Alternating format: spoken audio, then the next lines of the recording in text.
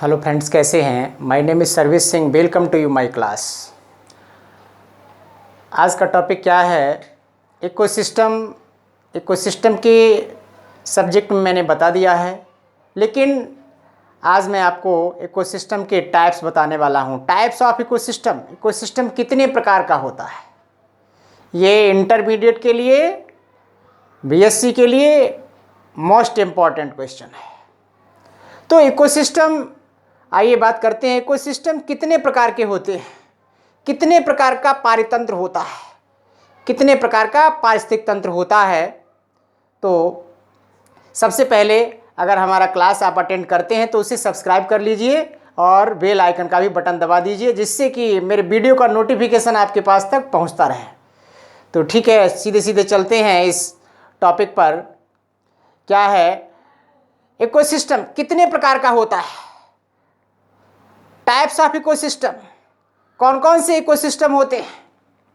तो सबसे पहले मैं इसके टाइप्स की बात करता हूं। इकोसिस्टम कितने प्रकार का होता है? ये दो प्रकार के इकोसिस्टम होते हैं। कौन कौन से होते हैं ये दो प्रकार के इकोसिस्टम? नंबर एक, नेचुरल इकोसिस्टम, प्राकृतिक पारितंत्र। दूसरा कौन सा होता है? आर्टिफिशियल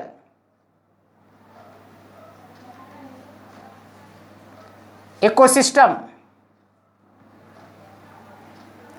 आर्टिफिशियल यानी इसे कह सकते हैं मैन मेड इकोसिस्टम, प्राकृतिक पारितंत्र और मानव द्वारा निर्मित इकोसिस्टम।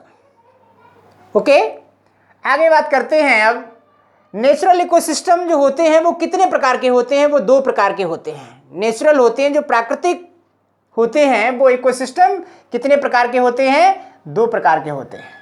कौन कौन से होते हैं ये दो प्रकार के होते हैं? नंबर एक, एक्वेटिक इकोसिस्टम। ओके, दूसरा कौन सा होता है? Terrestrial ecosystem. ओके, अब एक्वेटिक कौन से होते हैं और टेरेस्ट्रियल कौन से होते हैं? अब पहले तो बात स्टार्ट करते हैं नेचुरल, यानी प्राकृतिक में जो इकोसिस्टम होता है, प्राकृतिक का जो पारितंत्र होता है, स्वतः अपने आप ही तो प्रिपेयर्ड होता है, अपने आप ही ये सिस्टम बना हुआ है। दूसरा आर्टिफिशियल, मनुष्य के माध्यम से इसे बनाया गया। कैसे बनाया गया? जैसे मनुष्य कृषि योग्य भूमि तैयार करता है अपने लाभ के लिए, हर समय प्राकृतिक के अंदर, हर समय नेचुरल के अंदर दखलंदाजी देता है, फेरबदल करता है, जिससे भूमि के लिए उपजाऊ बनाता है।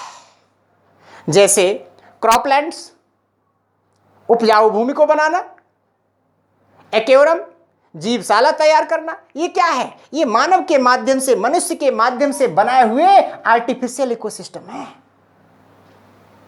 तो इस तरीके से इकोसिस्टम बनाए जाते हैं, जो मनुष्य के द्वारा बनाए जाते हैं। अब नेचुरल इकोसिस्टम की बात करते हैं तो क्या है? एक तो एक्वेटिक इकोसिस्टम होता है, जलीय पारितंत्र होता है, जो जल के अंदर इकोसिस्टम बना हुआ है, जो जल के अंदर पाया जाता है। एक इकोसिस्टम पूरा पारितंत्र, बायोटिक एंड एबायोटिक कंपोनेंट्स जो जल के अंदर होते हैं, और जो एनिमल्स होते हैं, प्लांट्स होते हैं, जो एक दूसरे से अपना रिलेशन रखते हैं, संबंध रखते हैं, वो कैसा होता है? एक्वेटिक इकोसिस्टम कहलाता है। टेरेस्ट्रियल में क्या आता है? स्थलीय, स्थल का बहुत बड़ा इकोसिस्टम है, पूरी पृथ्वी का इकोसिस्टम है। तो अब बात करते हैं एक्वेटिक इकोसिस्टम, ये कितने प्रकार का होता है, इसकी बात करते हैं। तो एक्वेटिक जो इकोसिस्टम होता है ये दो प्रकार का होता है। कौन कौन से ये दो प्रकार का एक्वेटिक इकोसिस्टम होता है? एक तो फ्रेश वाटर, स्वच्छ जल वाला इकोसिस्टम होता है। और दूसरा कौन सा होता है? Marine water. ये कौन सा होता है? ये समुद्री होता है। ये कौन सा होता है? समुद्री होता है। तो नोट कर लीजिए इसे, इंटरमीडिएट वाले स्टूडेंट्स नोट कर लें इसे, बीएससी वाले स्टूडेंट नोट कर लें इसे। एक तो फ्रेश वाटर होता है, दूसरा मैराइन वाटर होता है। जो समुद्री जल होता है इसका भी एक इकोसिस्टम होता है, पारितंत्र होता है, एक फ्रेश वाटर का होता है। अब फ्रेश वाटर जो होता है वो दो प्रकार से है। ये कौन कौन से हैं? दो प्रकार से ये हैं। एक तो रनिंग वाटर, एक तो रनिंग वाटर, ओके, जो जल बहता है, कंटिन्यू बहता है, रनिंग वाटर। इसके माध्यम से भी एक इकोसिस्टम बनता है, वहां पर भी एक इकोसिस्टम बनता है। जैसे रिवर, एग्जाम्पल के लिए क्या आ जाएगा? रिवर आ जाएगा, नदी आ जाएगा, और क्या आ जाएगा? दूसरा इसके अंदर कौन सा होता है? स्टॉप्ड वाटर, जहां पर जल रुका हुआ होता है, ठहरा हुआ जल होता है। ये कौन सा होता है? जैसे पॉन्ड्स, तालाब, लेक, झील, इस तरीके से ये रुका हुआ जल इनके अंदर होता है। यहां पर भी एक सिस्टम होता है जिसमें एनिमल्स एंड प्लांट्स एक दूसरे से अपना रिलेशन रखते हैं, फूड को प्राप्त करते हैं, वर्क करते हैं साथ साथ। ये रनिंग वाटर हो गया, ठीक है। तो अब बात करते हैं, ये जो टेरेस्ट्रियल है, ये जो टेरेस्ट्रियल है ये कितने प्रकार का होता है? टेरेस्ट्रियल 3 प्रकार का होता है। कौन कौन से होते हैं? एक तो ग्रासलैंड, ग्रासलैंड, दूसरे फॉरेस्ट, तीसरा डेजर्ट, तीसरा डेजर्ट इकोसिस्टम। ग्रासलैंड यानी घास का इकोसिस्टम, पारितंत्र। फॉरेस्ट जंगल का इकोसिस्टम। तीसरा डेजर्ट मरुस्थल का पारितंत्र। इन स्थल के आधार पर ये 3 प्रकार के इकोसिस्टम होते हैं। टेरेस्ट्रियल इकोसिस्टम जो स्थलीय पारितंत्र होता है वो 3 प्रकार का होता है। एक तो ग्रासलैंड घास के स्थल का पारितंत्र होता है, दूसरा फॉरेस्ट का होता है जंगल का, और तीसरा डेजर्ट मरुस्थल का होता है। तो अब बात करते हैं, फॉरेस्ट के अंदर कई प्रकार के प्लांट्स होते हैं। कौन कौन से प्लांट्स होते हैं जिसके आधार पर ये इकोसिस्टम कई पार्ट्स में डिवाइड हो जाता है? कौन कौन से होते हैं? आपने सुना होगा ट्रॉपिकल, ट्रॉपिकल, दूसरा सब ट्रॉपिकल, टेम्परेट,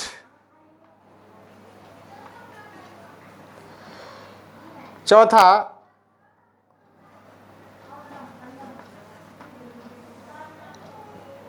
ओके 4 प्रकार के ये प्लांट्स पाए जाते हैं इस फॉरेस्ट के अंदर। जंगल के अंदर 4 प्रकार के पौधे होते हैं। इन चारों प्रकार के पौधों के आधार पर अलग अलग इकोसिस्टम बनकर के तैयार हो जाता है। ये चारों प्रकार के पौधे इकोसिस्टम का निर्माण करते हैं। क्या? डेसिडियस, टेम्परेट, सब ट्रॉपिकल, ट्रॉपिकल। ये बड़े पौधे होते हैं, फिर उनसे छोटे होते हैं, फिर उनसे छोटे होते हैं, फिर उनसे छोटे होते हैं। इस तरीके से एक इकोसिस्टम बना करके तैयार करते हैं फॉरेस्ट के अंदर। तो इस तरीके से ये इकोसिस्टम कई प्रकार के होते हैं। तो एक तो नेचुरल इकोसिस्टम होता है, दूसरा आर्टिफिशियल इकोसिस्टम होता है। एक्यूटिक, नेचुरल 2 प्रकार के होते हैं।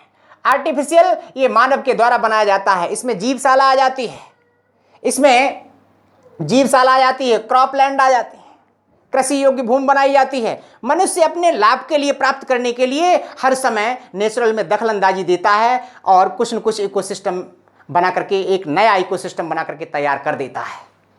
तो इस तरीके से इकोसिस्टम ये कई प्रकार के होते हैं। तो इसके आधार पर आप क्या पढ़ेंगे?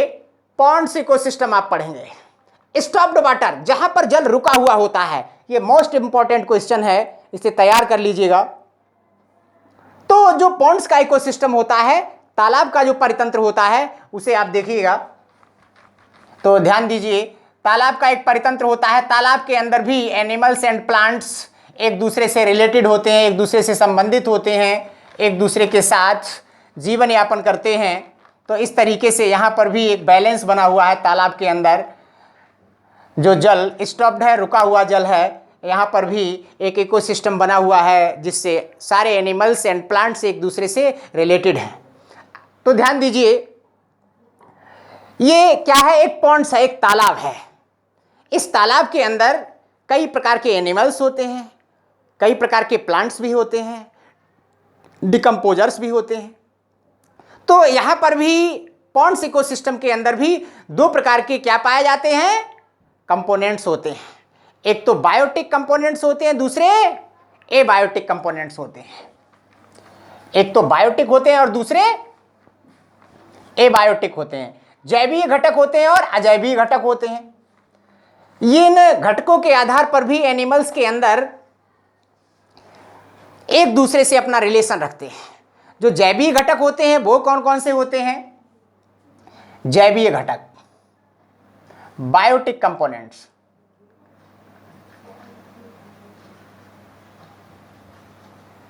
जैविक घटक तीन प्रकार के होते हैं।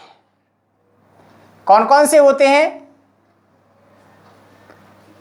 ऑटोट्रोपिक, दूसरे हेटेरोट्रोपिक,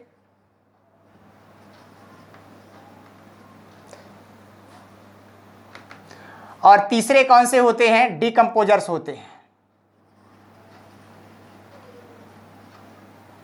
कौन से होते हैं, डिकम्पोजर्स होते हैं इसके अंदर। तो जो डिकम्पोजर्स होते हैं, डिकम्पोजर्स, तो अब बात करते हैं तालाब के अंदर भी ये सभी प्रकार के कंपोनेंट्स पाए जाते हैं। तो ऑटोट्रोपिक होते हैं। ऑटोट्रोपिक किसे कहते हैं, जो अपना फूड मटेरियल स्वयं बना लेते हैं। यानी तालाब के अंदर जो जलीय पौधे होते हैं वो अपना पोषण सनलाइट की उपस्थिति में प्रकाश संश्लेषण की क्रिया के द्वारा अपना भोजन स्वयं बना लेते हैं। अगर हम जलीय पौधों की बात करते हैं तो इसके अंदर विभिन्न प्रकार के डिफरेंट टाइप के प्लांट्स होते हैं। जैसे हाइड्रा भी मिलता है उसके अंदर, डिफरेंट टाइप के एल्गी मिलते हैं, कई प्रकार के पौधे मिलते हैं। विशेष बात क्या है, कुछ पौधे ऐसे होते हैं जो जल में डूबे रहते हैं, उन्हें जल निमग्न पौधे कहते हैं, वो भी तालाब के अंदर देखने के लिए मिलते हैं। कुछ ऐसे भी प्लांट्स होते हैं जो जल पर प्लवक करते हैं, जल के ऊपर तैरते हैं, ऐसे भी पौधे होते हैं। तो यहाँ पर जो पौधे होते हैं वो क्या करते हैं, इस सनलाइट से प्रकाश संश्लेषण क्रिया के माध्यम से अपना भोजन स्वयं बना लेते हैं। इसलिए पौधे ये क्या कहलाते हैं, प्रोड्यूसर कहलाते हैं, उत्पादक कहलाते हैं। क्या कहलाते हैं, प्रोड्यूसर कहलाते हैं। ओके, अब बात करते हैं इन प्रोड्यूसर से अपना फूड मटेरियल कौन लेता है। यानी कुछ ऐसे जलीय जीव होते हैं, कुछ ऐसे इंसेक्ट होते हैं, कुछ ऐसे छोटे छोटे कीट होते हैं जो अपना फूड मटेरियल इन जलीय पौधों से प्राप्त करते हैं। जूप्लैंक्टन्स होते हैं, कुछ लार्वा होते हैं, एल्लिडा एवं मोलस्का संघ के जो कुछ लार्वा होते हैं वो भी अपना फूड मटेरियल इन पौधों की पत्तियों से लेते हैं, शैवाल की पत्तियों पर चिपके रहते हैं और ये अपना फूड यहां से प्राप्त करते हैं। इसे क्या कहा जाता है, प्राइमरी कंज्यूमर कहते हैं, जिसे प्रथम श्रेणी के उपभोक्ता कहते हैं। ये अपना फूड मटेरियल केवल इन पौधों से प्राप्त करते हैं, इसलिए इसे प्राइमरी कंज्यूमर कहते हैं। अब इनसे भी कोई फूड लेता होगा इसी तालाब के अंदर, लेकिन वही ले सकता है जो इस तालाब के अंदर एनिमल्स रहते हैं। कोई बाहर का एनिमल्स यहां पर फूड मटेरियल के लिए नहीं आएगा। तालाब के अंदर रहने वाले जो एनिमल्स हैं, अब इन प्राइमरी कंज्यूमर से अपना फूड कौन लेता है। यहां पर छोटे छोटे जो कीट थे, लार्वा थे, उनसे अपना फूड किसने लिया, सेकेंडरी कंज्यूमर लिया। कुछ बड़े कीटों ने लिया, या कुछ छोटी सी या कुछ ऐसी शिकारी मछलियां होती हैं जो कार्निवोरस होती हैं, मांसाहारी होती हैं, ये अपना भोजन किससे लेते हैं, प्राइमरी कंज्यूमर से प्राप्त कर लेते हैं, जो तालाब के अंदर पाई जाती हैं। अब इन से ये सेकेंडरी कंज्यूमर कहलाते हैं। अब इन सेकेंडरी कंज्यूमर से अपना फूड मटेरियल कौन लेता है, जो लार्ज फिश होती हैं, जो बड़ी मछलियां होती हैं। बड़ी मछलियां क्या करती हैं, छोटी मछलियों के लिए अपना फूड बना लेती हैं। जो उस तालाब के अंदर रहने वाली मछलियां होती हैं उन्हें अपना शिकार बना लेती हैं, इसलिए ये टर्सरी कंज्यूमर कहलाते हैं, तृतीय श्रेणी के उपभोक्ता कहलाते हैं। तो इस तरीके से फूड के आधार पर ये जो कंज्यूमर होते हैं, उपभोक्ता होते हैं, जिसे हेटेरोट्रोपिक कहते हैं, ये अपना भोजन स्वयं नहीं बनाते हैं, फूड के लिए डिपेंड रहते हैं, निर्भर रहते हैं। जैसे प्राइमरी कंज्यूमर जो एल्गी होते हैं, तालाब के अंदर पौधे पाए जाते हैं, जलीय पौधे होते हैं, एम्फीबियंस प्लांट्स होते हैं, इनसे ही अपना फूड लेते हैं। टाइफा प्लांट्स कुछ होते हैं, इनसे अपना फूड लेते हैं। फाइटोप्लैंक्टन्स भी प्लांट्स होते हैं। इसमें प्लांट्स की कई प्रकार की वैरायटियां होती हैं, जैसे टाइफा प्लांट्स होते हैं, फाइटोप्लैंक्टन्स होते हैं, कुछ एल्गी पाए जाते हैं इसके अंदर, हाइड्रा भी होते हैं, रेडनकुलस के अंदर भी आने वाले जो प्लांट्स होते हैं वो भी आ जाते हैं इसके अंदर, कुछ प्लवक होते हैं, कुछ जल निमग्न होते हैं। तो इन सभी पौधों से अपना भोजन कौन लेता है? Primary consumer. ये कैसे होते हैं? हर्बीवोरस होते हैं, शुद्ध शाकाहारी होते हैं। अब इनसे अपना भोजन कौन बनाता है? सेकेंडरी कंज्यूमर, ये जो मांसाहारी होते हैं। कैसे होते हैं? मांसाहारी होते हैं, अर्थात कार्निवोरस होते हैं। ये अपना भोजन ले लेते हैं, इनसे बनाते हैं। छोटी कुछ शिकारी मछलियां होती हैं, कुछ बड़े कीट होते हैं, वो अपना फूड ले लेते हैं इनसे।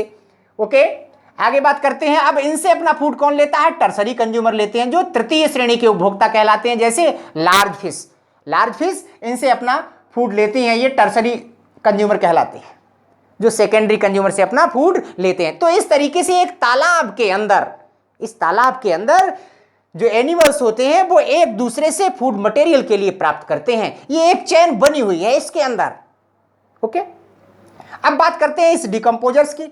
अब इस डिकम्पोजर्स में क्या आता है? अपघटन करता है। कुछ ऐसे भी इसके अंदर अपघटनकर्ता होते हैं, जैसे लिखा है डिकम्पोजर्स। यहां पर ये बैक्टीरिया हैं या फिर फंगस हैं, फंजाई हैं। ये क्या करते हैं? जो एनिमल्स हैं या प्लांट्स हैं, इनकी डेड बॉडी के ऊपर फूड के लिए डिपेंड रहते हैं, निर्भर रहते हैं।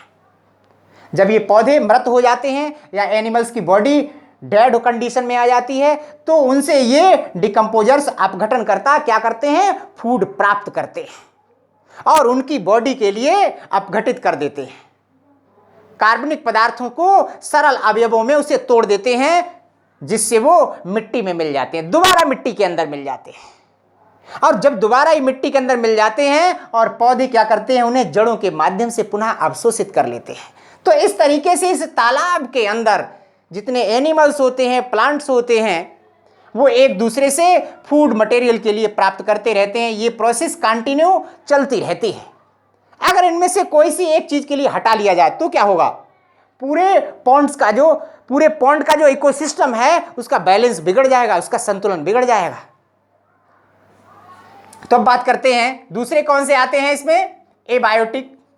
एबायोटिक कंपोनेंट्स कौन कौन से होते हैं? कंपोनेंट्स, ये अजैवीय घटक होते हैं। अजैवीय घटक कितने प्रकार के होते हैं? ये भी 3 प्रकार के होते हैं। एक तो क्लाइमेटिक होते हैं, दूसरे कौन से होते हैं? ऑर्गेनिक होते हैं, और तीसरे कौन से होते हैं? इनऑर्गेनिक होते हैं। इनऑर्गेनिक होते हैं ये। क्लाइमेटिक में क्या आता है? जल आ जाता है, जल, इसमें जल है, प्रेजेंट है इसमें जल। लाइट आ जाता है, प्रकाश आ जाता है, टेम्परेचर आ जाता है। ये प्रकाश कहां से मिलता है? सनलाइट से मिलती है, जिससे पौधे अपना भोजन बनाते हैं। ये क्या है? क्लाइमेटिक कंपोनेंट्स होते कहलाते हैं। जैसे टेम्परेचर आ जाता है, वाटर आ जाता है इसके अंदर। ओके, अब बात करते हैं ऑर्गेनिक। ऑर्गेनिक में क्या आता है? ऑर्गेनिक कैसे मटेरियल, कैसे सबस्टेंस होते हैं? जैसे प्रोटीन है, कार्बोहाइड्रेट है, फैट है, इन पौधों के अंदर भी ये मटेरियल पाए जाते हैं। इनसे ये अपना फूड प्राप्त करते हैं। नेक्स्ट, इनऑर्गेनिक क्या आ जाता है? कार्बन आ जाती है, ऑक्सीजन आ जाती है, नाइट्रोजन आ जाती है, सल्फर आ जाती है, मैग्नीशियम आ जाती है, कैल्शियम आ जाती है। विभिन्न प्रकार के ये एलिमेंट्स होते हैं। इस प्रकार से ये मिलकर के क्या बनाते हैं? एबायोटिक कंपोनेंट्स का निर्माण करते हैं। तो इस तरीके से इस पॉन्ड्स के अंदर, इस तालाब के अंदर सभी एनिमल्स एंड प्लांट्स एक दूसरे से फूड प्राप्त करते हैं, एक फूड चेन बना लेते हैं, जिसके माध्यम से पॉन्ड्स का इकोसिस्टम का बैलेंस बना रहता है। अगर इनमें से किसी एक चीज की कमी हो जाती है तो पॉन्ड्स का बैलेंस बिगड़ जाएगा, उसका संतुलन बिगड़ जाएगा। इस तरीके से जो एक सिस्टम बना हुआ है, जो सारे एनिमल्स एंड प्लांट्स एक दूसरे से रिलेटेड है, तो ये पॉन्ड इकोसिस्टम कहलाता है। जिन स्टूडेंट्स के लिए ये मेरी वीडियो समझ में आई है वो इसे सब्सक्राइब भी करें, लाइक भी करें और इसे शेयर भी कर दें। Thank you.